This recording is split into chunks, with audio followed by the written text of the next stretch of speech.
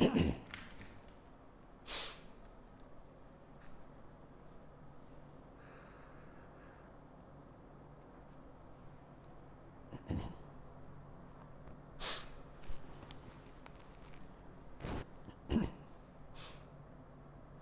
ચાલો મિત્રો આપણે તળાવના નિવસન તંત્રનો અભ્યાસ કરીએ. અહીંયા મેં તમને એક તળાવનું નિવસન તંત્ર બતાવેલું છે અને લાક્ષણિક નિવસન તંત્રની જેમ આ તળાવના નિવસન તંત્રમાં જૈવ અને અજૈવ ઘટકો બંને આવેલા છે. તો ચાલો આપણે સૌથી પહેલાં તળાવના અજૈવ ઘટકોનો પરિચય આપીએ કે ભાઈ આ તળાવમાં કયા અજૈવ ઘટકો છે આપણે ઓળખીએ. આ તળાવ છે ને એક પાણીનું સંગ્રહ સ્થાન છે, એટલે એમાં મુખ્ય અજૈવ ઘટક પાણી કહેવાય. આ તળાવનું પાણી એ મુખ્ય અજૈવ ઘટક જેમાં કાર્બનિક અકાર્બનિક પદાર્થ ઓગળેલા છે. આ પાણીની અંદર કાર્બનિક અને અકાર્બનિક પદાર્થ બંને ઓગળેલા છે. તો આ પાણી એ આ તળાવનું મુખ્ય અજૈવ ઘટક કહેવાય. અને બીજું છે આ માટી, આ તળાવના તળિયે રહેલી માટી જે સેન્દ્રિય દ્રવ્યથી ભરપૂર છે. પુષ્કળ પ્રમાણમાં આમાં સેન્દ્રિય દ્રવ્યો રહેલા છે. આ બીજું અજૈવિક પરિબળ. ત્રીજું અજૈવિક પરિબળ આ રહ્યું આ સૂર્ય. સૂર્ય ત્રીજું અજૈવિક પરિબળ છે. એ શું કરે છે? આ તળાવની અંદર ઉર્જાનો પ્રવેશ કરાવે છે. પહેલું આ સૂર્ય છે ને પોતાના કિરણો દ્વારા આ તળાવની અંદર ઉર્જાનો પ્રવેશ કરાવે છે.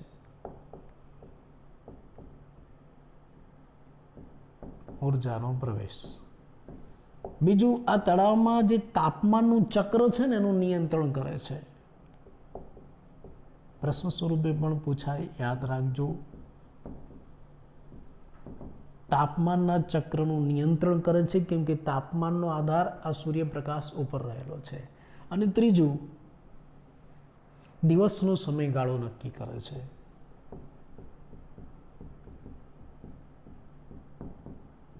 દિવસ લાંબો બને કે ટૂંકો બને સૂર્ય દ્વારા નક્કી થાય. ઉનાળા શિયાળામાં દિવસનો સમયગાળો અલગ હોય છે, આ સૂર્ય દ્વારા નક્કી થાય. તો ત્રીજું સૂર્ય પણ એક અગત્યનું પરિબળ છે, અજૈવ પરિબળ, જે તળાવના નિવસન તંત્ર ઉપર અસર કરે છે. કેવી રીતે અસર કરે તમને ટૂંકા પ્રશ્નમાં પણ પૂછાય. એક તો આ તળાવમાં ઉર્જાનો પ્રવેશ કરાવે છે, તળાવના તાપમાન ચક્રનું નિયંત્રણ કરે છે અને દિવસનો સમયગાળો નક્કી કરે છે. અને આ સિવાય એની આસપાસ બીજા ઘણા બધા આબોહવાકીય પરિબળો છે, એનો પણ આપણે અજૈવ પરિબળોમાં સમાવેશ કરી શકીએ. માન લો કે પવન છે, ભેજ છે, અથવા તો આસપાસ રહેલું વાતાવરણ છે, એ પણ આ તળાવનું જે કાર્ય છે એના ઉપર અસર કરે છે. એટલે આ બધા અજૈવ પરિબળો ભેગા મળીને તળાવના કાર્યનું નિયમન કરે છે, નિયંત્રણ કરે છે. તો આ આપણે તળાવના અજૈવ પરિબળોનો પરિચય આપ્યો. મુખ્ય કયું છે? પાણી, બીજું માટી, ત્રીજું સૂર્ય અને ચોથું બધા પર્યાવરણના પરિબળો. આ બધા ભેગા મળીને આ સમગ્ર તળાવ છે એના કાર્યનું નિયંત્રણ કરે છે. ચલો હવે આની અંદર જૈવ પરિબળો કયા છે, જૈવ ઘટકો કયા છે? તો લાક્ષણિક નિવસન તંત્રની અંદર આની અંદર પણ જૈવ ઘટકોમાં ઉત્પાદકો, ઉપભોગ્યો અને વિઘટકો આવેલા છે. ચલો કયા ઉત્પાદકો આ તળાવમાં છે આપણે એનો પરિચય આપીએ. તો આ તળાવની અંદર એની સપાટી ઉપર તમને ફાઇટોપ્લેન્ક્ટોન્સ જોવા મળશે. ફાઇટોપ્લેન્ક્ટોન્સ એનું ગુજરાતી છે વનસ્પતિ પ્લવકો. આ ફાઇટોપ્લેન્ક્ટોન્સ વનસ્પતિ પ્લવકો એનું ગુજરાતી થયું પાણીની સપાટી ઉપર નિષ્ક્રિય રીતે તરતી આ વનસ્પતિઓ છે. એટલે તમને પાણીની સપાટી ઉપર નિષ્ક્રિય રીતે તરતી આવી સૂક્ષ્મ વનસ્પતિઓ જોવા મળશે, જેને ફાઇટોપ્લેન્ક્ટોન્સ કહેવાય છે. એટલે ફાઇટોપ્લેન્ક્ટોન્સ પણ છે, એમાં લીલનો પણ સમાવેશ થઈ જાય, કેટલીક લીલ પણ આવેલી હોય છે. આ સિવાય પાણીની સપાટી ઉપર તરતી આવી મોટી ઉચ્ચ કક્ષાની વનસ્પતિઓ પણ તમે જોઈ શકો. દાખલા તરીકે કમળ છે, પોયણા છે, આવી વનસ્પતિઓ પણ જોવા મળશે, તરતી વનસ્પતિઓ પાણીની સપાટી પર. એ સિવાય તમને તળાવના તળિયે આવી વનસ્પતિઓ જોવા મળશે, તળિયે આવેલી હોય, ડૂબેલી વનસ્પતિ. હાઇડ્રિલા, વેનેસનેરિયા જેવી આવી ડૂબેલી વનસ્પતિ તળિયે આવેલી હોય છે. અને એ સિવાય આ તળાવના કિનારે પણ તમને આ વનસ્પતિઓ જોવા મળશે.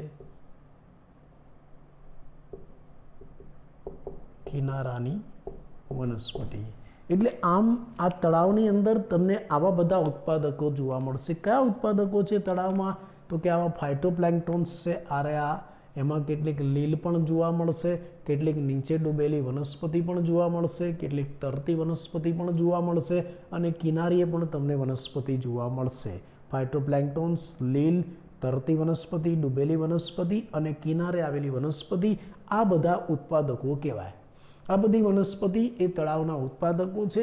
પ્રકાશ સંશ્લેષણ કરીને તળાવમાં ખોરાક અથવા તો ઉર્જાનું નિર્માણ કરાવે માટેના ઉત્પાદકો કહેવાય. જો ઉત્પાદકો છે તો એની સાથે ઉપભોગીઓ પણ હશે. તો આ તળાવમાં ઉપભોગીઓ કયા છે? ચાલો આપણે એનો પરિચય આપીએ. તો આ તળાવની અંદર પાણીની સપાટી ઉપર તરતા, નિષ્ક્રિય રીતે તરતા સૂક્ષ્મ પ્રાણીઓ તમને જોવા મળશે, જેને ઝૂપ્લેન્ક્ટોન્સ કહેવાય છે. જેમાં ફાઇટોપ્લેન્ક્ટન્સ હતા વનસ્પતિ, પાણીની સપાટી ઉપર નિષ્ક્રિય રીતે તરતી સૂક્ષ્મ વનસ્પતિ એટલે ફાઇટોપ્લેન્ક્ટોન્સ.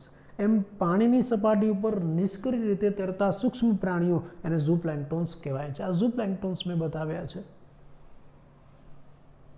પ્રાણી પ્લવકો ગુજરાતી કરવું હોય તો, જેમાં મચ્છરના લાર્વા પણ હોય, ડીમ પણ હોય, કેટલાક સૂક્ષ્મ કીટકો પણ હોય. આ બધું પાણીની સપાટી ઉપર તરતું હોય છે. એવું નથી કે આ ઉપભોગીઓ, આ પ્રાણીઓ ખાલી પાણીની સપાટી ઉપર હોય, અહીંયા વચ્ચે પણ હોય. મુક્ત રીતે તરતા માછલી, આવી માછલીઓ તમને દેખાય. નાની મોટી માછલીઓ હોય તળાવમાં. કેટલાક આવા સંધિપાત પણ હોઈ શકે છે. કેટલાક અન્ય પ્રાણીઓ પણ પાણીની અંદર તરતા તમે જોઈ શકો છો, મુક્ત રીતે, સ્વતંત્ર રીતે તરતા, એ પણ ઉપભોગી છે. એવી રીતે આ પાણીના તળાવના તળિયે પણ કેટલાક પ્રાણીઓ હોય છે. દાખલા તરીકે આવા મૃદુકાય છે, અથવા તો પછી આવા સંધિપાત છે, અથવા તો આવા સૂળત્વચી જેવા છે, એ પણ પાણીના તળિયે બેઠેલા હોય, એ પણ ઉપભોગીઓ છે. એટલે તમને આ તળાવની અંદર આવા અલગ અલગ પ્રકારના ઉપભોગીઓ જોવા મળશે. કેટલાક પાણીની સપાટી ઉપર છે, કેટલાક સ્વતંત્ર રીતે તરતા હોય છે, કેટલાક નીચે પણ આવેલા હોય છે. તો આવા ઉપભોગીઓ છે. અને આ સિવાય તમને આની અંદર કેટલાક વિઘટકો ખાસ કરીને તળાવના તળિયે જોવા મળશે. આ તળાવના તળિયે પુષ્કળ બેક્ટેરિયા હોય, ફૂગ હોય અને વિવિધ કસાધારી વિઘટકો જોવા મળશે. આ તળાવનું તળિયું, અને આ તળિયે તમને પુષ્કળ બેક્ટેરિયા જોવા મળે. દેખાય નહીં, આ તો મેં ખાલી બતાવ્યા છે. એ તો સૂક્ષ્મ હોય, બેક્ટેરિયા હોય, આવી ફૂગ હોય, આવા કસાધારી હોય, આવા ઘણા બધા પુષ્કળ વિઘટકો પણ તળાવના તળિયે તમને જોવા મળશે. તો આ રીતે આ તળાવનું નિવસન તંત્ર રચાય છે. આ તળાવના નિવસન તંત્રની મેં ભૌતિક રચના તમને બતાવી.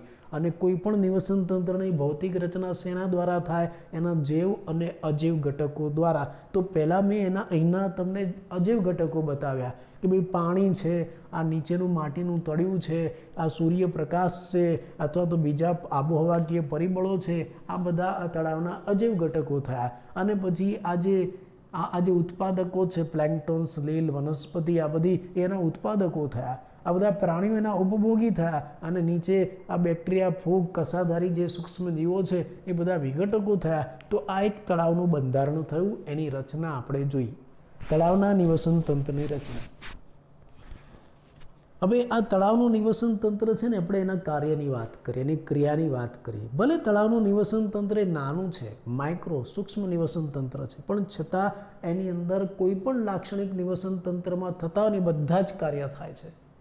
દરિયામાં થતા હોય, જંગલમાં થતા, એવા બધા જ કાર્ય તળાવના નિવસન તંત્રની અંદર થાય છે. તો આપણે એના કાર્યો જોઈએ. ચલો, કેવા કાર્યો થશે આ નિવસન તંત્રમાં? તો આ નિવસન તંત્રમાં પહેલું, આ સ્વયંપોષી દ્વારા સૂર્યની જે વિકિરણ ઉર્જા છે, પ્રકાશ શક્તિ છે, એનું શોષણ થશે. અને તળાવમાં રહેલા જે અકાર્બનિક તત્વો છે, એ કાર્બનિક તત્વોમાં ફેરવાશે. આ પહેલું કામ.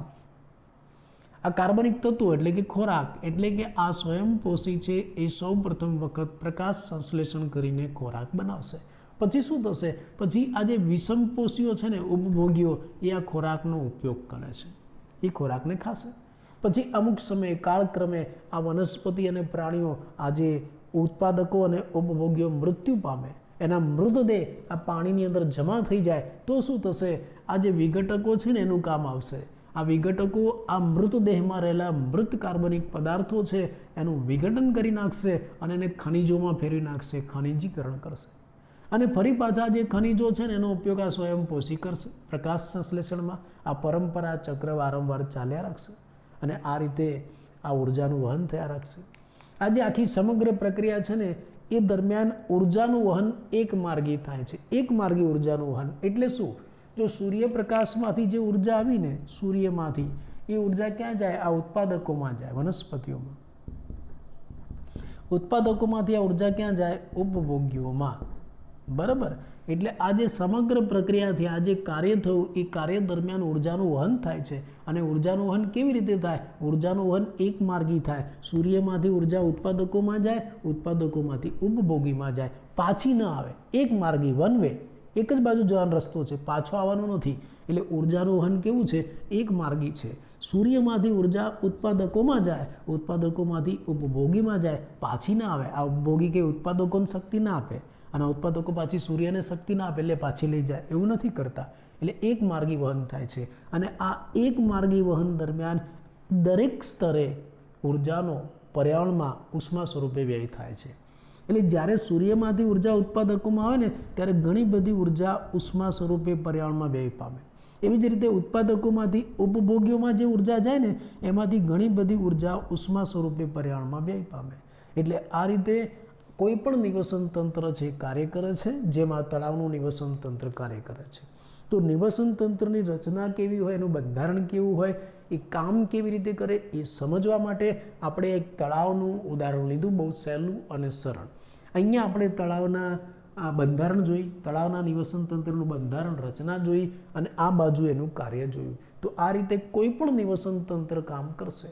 આ તળાવના નિવસન તંત્રની જેમ જ દરેક નિવસન તંત્ર કામ કરે, પછી એ દરિયાનું હોય કે જંગલનું હોય કે તૃણભૂમિનું હોય, બધા આ જ રીતે કામ કરે. તો આમાં લગભગ તમારે આખું નિવસન તંત્ર આવી ગયું.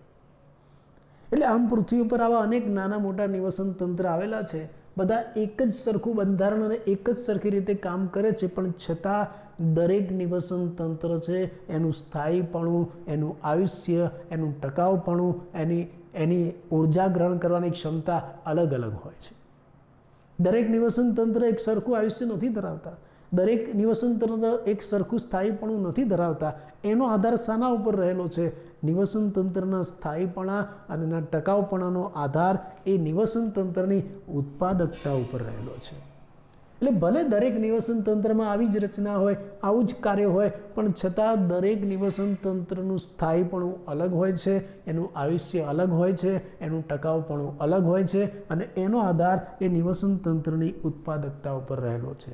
તો ચાલો મિત્રો, હવે આપણે આ નિવસન તંત્રની ઉત્પાદકતાનો પરિચય આપીએ. બરાબર ને? જોઈએ આ ઉત્પાદકતા શું છે, કોને કહેવાય નિવસન તંત્રની ઉત્પાદકતા. ચાલો આપણે એનો પરિચય આપીએ.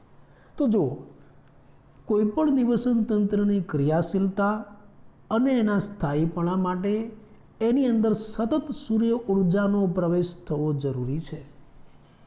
કોઈપણ નિવસન તંત્રની ક્રિયાશીલતા અને એના સ્થાયીપણા માટે એની અંદર સતત સૂર્ય ઉર્જાનો પ્રવેશ થવો જરૂરી છે. આ આખું તળાવનું નિવસન તંત્ર ક્યારે કામ કરશે? જો એને સૂર્યમાંથી ઉર્જા મળતી રહેશે તો. એનો મતલબ કે સૂર્યમાંથી ઉર્જા મળશે તો જ નિવસન તંત્ર સક્રિય રહેશે અને સ્થિર રહેશે. આ જરૂરી છે. પ્રશ્ન એમ થાય કે આ નિવસન તંત્રમાં આ સૂર્ય ઉર્જાનો પ્રવેશ કોણ કરાવે છે? આ સૂર્ય ઉર્જાનો નિવસન તંત્રમાં પ્રવેશ કોણ કરાવે છે અને કેવી રીતે કરાવે છે? જાણો છો તમે? કોઈ પણ નિવસન તંત્રની વાત છે, આ તળાવના નહીં, કોઈ પણ નિવસન તંત્રમાં આ સૂર્ય ઉર્જાનો પ્રવેશ કોણ કરાવશે? કેમ કે જો નિવસન તંત્રને સતત સૂર્ય ઉર્જા મળશે તો જ એ નિવસન તંત્ર ક્રિયાશીલ રહેશે, તો જ એ નિવસન તંત્ર સ્થાયી રહેશે. તો પછી આ નિવસન તંત્રમાં સતત સૂર્ય ઉર્જાનો પ્રવેશ કોણ કરાવે છે અને કેવી રીતે કરાવે છે? કોણ કરાવે છે? એનો જવાબ છે ઉત્પાદકો. ઉત્પાદકો, વનસ્પતિ. કોણ કરાવે છે? વનસ્પતિ, ઉત્પાદકો. કેવી રીતે? પ્રકાશ સંશ્લેષણની ક્રિયાથી. પ્રકાશ સંશ્લેષણની ક્રિયાથી. એટલે જો તમારે કોઈ પણ નિવસન તંત્રની ઉત્પાદકતા શોધવી હોય તો આ વનસ્પતિ ઉપરથી શોધી શકો છો. એનો મતલબ કે નિવસન તંત્રની ઉત્પાદકતાનો આધાર એ નિવસન તંત્રની વનસ્પતિ ઉપર રહેલો છે. બરાબર? ફરી એકવાર કે ભાઈ ઉત્પાદકતા કેવી રીતના નક્કી થશે? તો કોઈ પણ નિવસન તંત્ર આવું ક્રિયાશીલ ક્યારે રહેશે? જો સતત એને સૂર્ય ઉર્જા મળશે તો નિવસન તંત્રમાં સૂર્ય ઉર્જાનો પ્રવેશ કોણ કરાવે છે? કેવી રીતે કરાવે છે? તો નિવસન તંત્રમાં સૂર્ય ઉર્જાનો પ્રવેશ ઉત્પાદકો વનસ્પતિ કરાવે છે પ્રકાશ સંશ્લેષણની ક્રિયાથી. એટલે કે નિવસન તંત્રની ઉત્પાદકતાનો આધાર તે નિવસન તંત્રની વનસ્પતિ ઉપર રહેલો છે. એ વનસ્પતિ દ્વારા થતા પ્રકાશ સંશ્લેષણ ઉપર રહેલો છે. એટલે જો તમારે નિવસન તંત્રની ઉત્પાદકતા માપી હોય તો તમારે તે નિવસન તંત્રની વનસ્પતિ દ્વારા થતા પ્રકાશ સંશ્લેષણનો દર માપવો પડે. જો તમારે કોઈ નિવસન તંત્રની ઉત્પાદકતા માપી હોય તો તમારે તે નિવસન તંત્રની વનસ્પતિ દ્વારા થતા પ્રકાશ સંશ્લેષણનો દર માપવો પડે. હવે તમને પ્રશ્ન થાય કે આ પ્રકાશ સંશ્લેષણનો દર કેવી રીતે મપાય? કોઈ પણ નિવસન તંત્રમાં વનસ્પતિ જે પ્રકાશ સંશ્લેષણ કરે છે એ પ્રકાશ સંશ્લેષણનો દર કેવી રીતના મપાય? એ દર વનસ્પતિ દ્વારા નિર્માણ પામતા જૈવભાર ઉપરથી માપી શકાય છે. હવે વનસ્પતિ પ્રકાશ સંશ્લેષણ કરીને પોતાની અંદર જે જૈવભાર બનાવે ને એ જૈવભાર ઉપરથી આ દર માપી શકો છો. જૈવભાર એટલે શું? કાર્બનિક પદાર્થ. વનસ્પતિ દ્વારા નિર્માણ પામેલ કાર્બનિક પદાર્થ. તો ચાલો હવે તમારે કોઈ એક નિવસન તંત્રમાં એનો જૈવભાર, એની ઉત્પાદકતા માપી છે.